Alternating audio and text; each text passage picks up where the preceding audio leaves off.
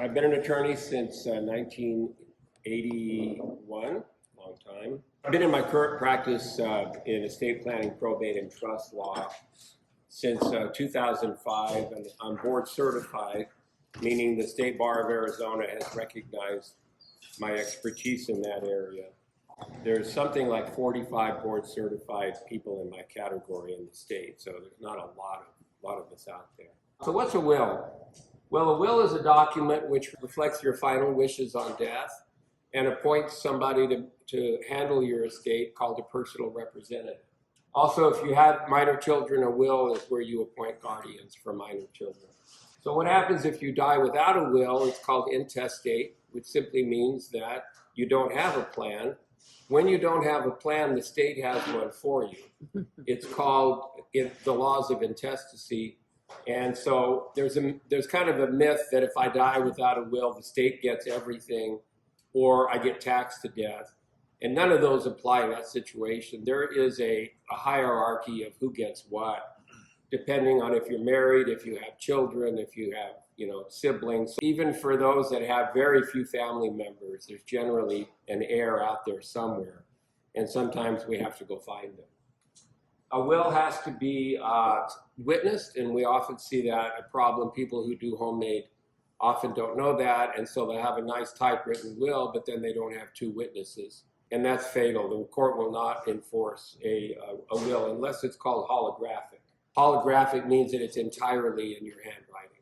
So what is probate? Well, probate's a process by which the court appoints somebody to handle your estate called a personal representative. And the personal representative is then in charge of paying bills, what we call marshaling assets, which is gathering and finding and liquidating and giving notices and then ultimately making distributions. Probate is not a tax, it's simply a court procedure. The cost varies greatly depending on the complexity of the estate. Also, the firms that vary greatly, but ballparking would be $2,500, $35. It just kind of depends on the whole situation. Probate is not required on assets that are jointly held. So if you own property with your spouse in survivorship, it's automatic. So any kind of pay on death or joint ownership are the major exceptions to what's needed to go through probate. By definition, probate applies to assets that are in the decedent's own name, not jointly held, and not pay on death. That's kind of how we figure out what's subject to probate or not.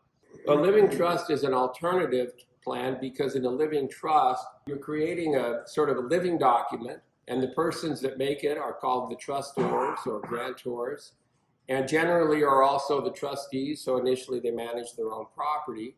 The reason that living trusts are so popular is A, they avoid probate, B, they avoid probate, and C, they avoid probate. That's the major reason people do living trusts. So as a trustee of your trust, if you're incapacitated, you have a successor trustee that manages your assets. And that is a very important choice, as I mentioned this morning. Who you choose for those roles is critical in whether a trust is really going to work or not. So if you have a living trust and then you never put an asset in the name of the trust, you're wasting your money. Because if your trust isn't funded, on death, the same old rules apply. If it's in your name alone, it's going to go through probate. If it's jointly held with somebody else, it's going to go to that person. So through the process of creating a living trust, we can also look at titles, see, is this the way it should be titled?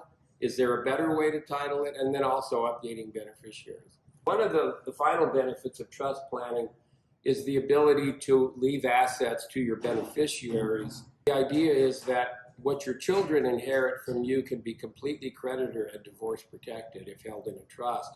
They can be the trustee of their own trust, so they don't lose any control. But if they get sued, they can't lose any of their assets. And if they get divorced, they can't lose any in a divorce. You can't take your assets and put them in a trust and creditor protect them. So when people come in to see me and say, gee, I want to protect all my assets, it doesn't work that way. You can protect assets for others through gifting and inheritance, but not your own assets. Everybody has a myth about it. There's a heavy tax on everything I own. That's not the case because there's currently a $24 million estate tax exemption for a married couple. The only real tax currently that's paid is on IRAs and 401k. So when you inherit an IRA or 401k, you're going to pay income tax on it. that's the end of the program. I'd be happy to do on one-on-one to expand on some of those because I know we went over it very quickly.